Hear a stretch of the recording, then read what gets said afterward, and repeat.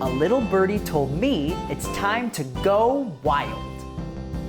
Hi friends, my name is Aliana. I'm an animal interpreter here at the Memphis Zoo in Memphis, Tennessee. As an animal interpreter, I get to share my knowledge and the stories of all of the animals here at the zoo with you all. Today is a very exciting day because we are going to be learning all about the mighty red kangaroo. Red kangaroos are native to the open plains and grasslands of Australia, and they are the world's largest living marsupial.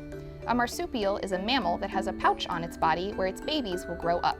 That's because marsupials are born before they're finished developing and are about the size of a jelly bean.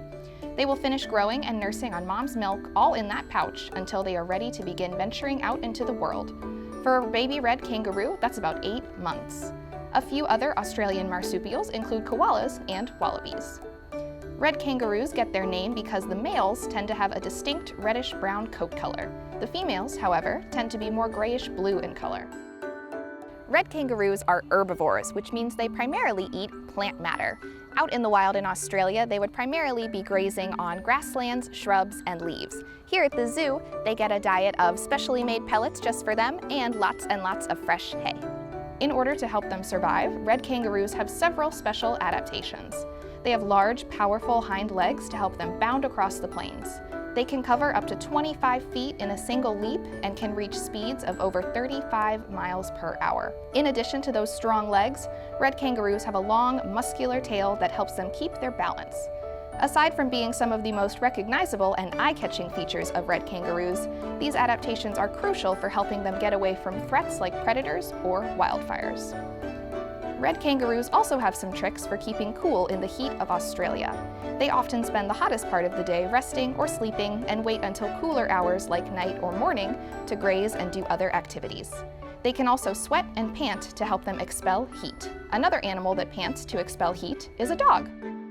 Red kangaroos are amazing animals, and it's easy to be fascinated by them. But would you believe me if I told you we had our own amazing marsupial that we could find right here in our backyards in the United States? This is Ross, and he is a Virginia opossum.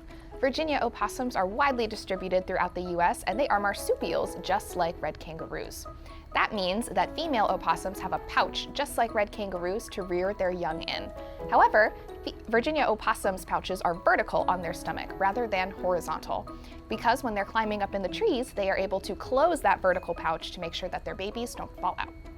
While opossums don't have a thick, muscular tail like a red kangaroo, they do have their own specially adapted tail. Opossums' tails are prehensile, which means finger-like. Their tail is perfectly adapted for wrapping around branches to help them keep their balance in the trees. This makes opossums excellent climbers.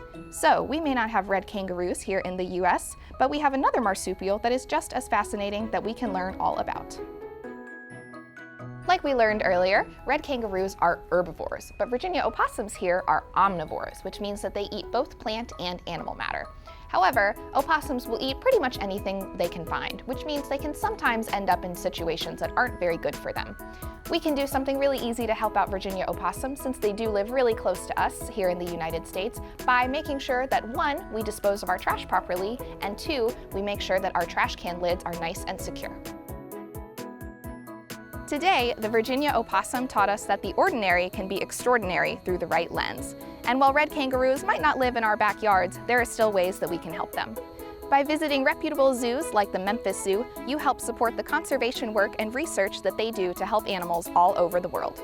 We can also help make the world a better place for all animals, including the opossum and red kangaroo, by reducing the amount of trash that we make. We can do that by doing simple things like using a reusable water bottle, using reusable grocery bags when we go to the grocery store, and lots of other things that you could probably think of on your own.